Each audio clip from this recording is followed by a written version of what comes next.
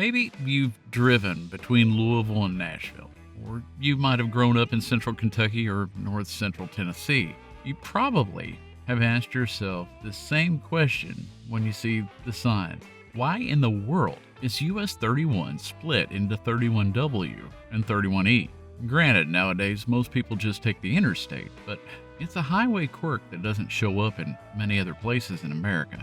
You cross the river into Louisville, and suddenly the road forks, not into two different highways, but into two versions of the same road, running miles apart, passing through totally different towns, and somehow both claiming to still be US 31. Now, drivers joke about it, and locals grow up calling it W and E. Out-of-towners stare at their GPS like it's glitching. But the truth is, this split isn't a mistake. It's not a leftover from construction, and it isn't a temporary fix that outlived its purpose. Something everyone forgot. It's intentional, and it's been that way for over 100 years. And today, we're going to dig into why. You see, this split has a story about competing towns, 19th century turnpikes, political tugs of war, and the famous Dixie Highway, something we have definitely covered in depth here on the channel. I'll leave a link to the playlist at the end of the video. But even before we dig into the story of these two roads, we need to lay the foundation on what essentially was a compromise. So join us today as we look at how we ended up with two US 31s, why the planners kept both, and why the split refuses to go away as we go beyond the exit.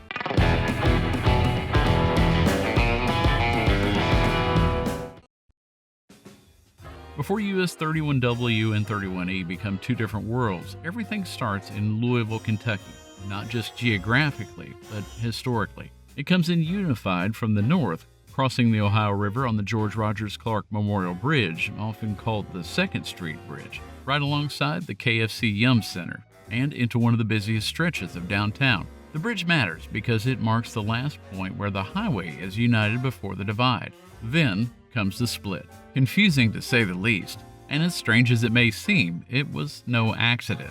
The split is rooted in two competing turnpikes from the early 1800s, each built to connect Louisville with Nashville in very different ways. Two turnpikes and a highway. So let's start our story with the foundation of what was there before the highway ever existed. The Western Corridor, or 31W today, began as the Lower Louisville Turnpike, chartered around 1826. This wasn't just another wagon road. It was the backbone of the 19th century travel between Louisville and the Green River region. What made this turnpike so successful was simple. Geography chose it first. Buffalo and Native Americans carved this lowland route long before Kentucky was a state.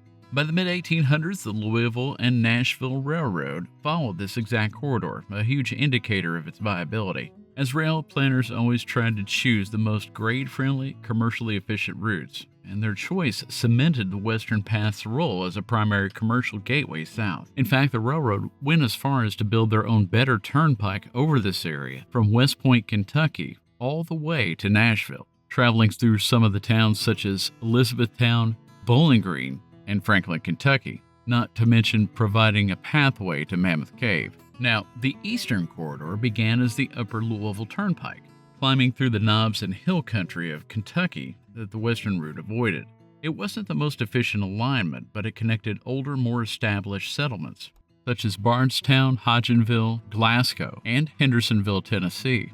By the late 1800s and early 1900s, this route took on a new identity.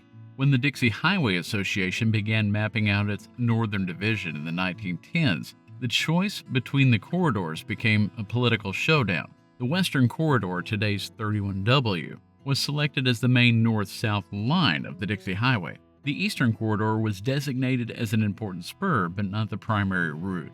Western boosters won that fight, but Eastern towns did not back down. Portions of it became known as the Lincoln-Jackson Turnpike, a hybrid identity emerging from the Jackson Highway and a strong cultural push to link the route to Abraham Lincoln's birthplace in Hodgenville. Their turnpike had several things going for it: historical significance, established tourism, and strong local economies. an organized association fighting for recognition. So, as many early highway associations did, instead of fighting with potential members over who would get the road, they gave it to both of them. Dixie's split still survives. When the U.S. numbered highway system was drafted in 1926, federal planners originally chose the Western Corridor, today's 31W, to become the only U.S. 31 between Louisville and Nashville. It made sense on paper. It was straighter, carried more traffic, and followed the long-established freight and turnpike patterns that had shaped the region for over a century. But the towns along the Eastern Road didn't accept that quietly. The communities there said that the corridor was older, historically important, and vital to the counties that had grown up around them, claiming that removing the highway and its support would cut off county seats, damage local economies, and erase a route that predated the automobile by generations. The pushback was strong enough that both Kentucky and Tennessee threw their weight behind the Eastern Corridor, pressing Washington to reconsider. And in a rare move, the federal planners changed course. Instead of forcing a decision, they decided there was wisdom in what the Dixie Highway Association had done before them, and followed suit. They just kept both. The Dixie Highway still lives on.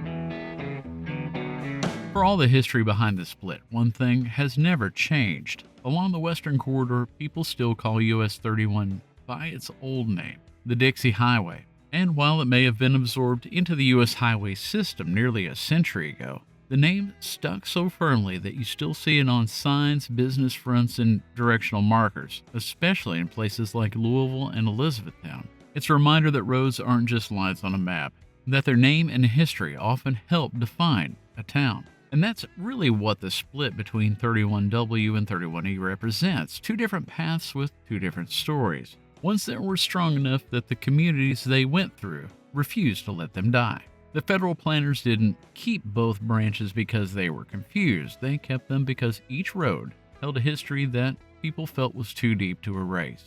So today, US 31 arrives in Nashville from two directions, two routes, two legacies, and one highway number. And together they stand as a living record of how Kentucky and Tennessee grew, not in a straight line, but along the roads that people depended on, fought for, and never let go. Well, we hope you enjoyed our video on 31W and 31E. It's definitely a head scratcher. Well, maybe you've got a 31W or 31E story you'd like to tell us. Well, leave it in the comments below. We're really active there. You know we love telling stories from the roads that move us. And if that's the kind of thing you like too, why don't you like this video and subscribe to the channel? We'd love to have you along for the ride. Also, check out some of our video links that are going to be coming up here at the end with photos that we didn't get to use in the main video. And as promised, I'll plug in that playlist for the Dixie Highway videos. Anyway, you know we love looking for history that's hiding in plain sight, oftentimes just waiting to be rediscovered. And as always, thank you for being here, and God bless.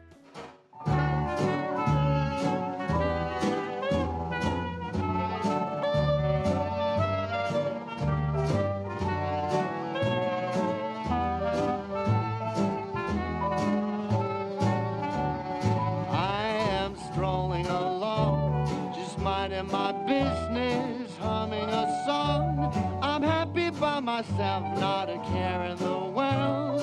This is a life, just me, myself.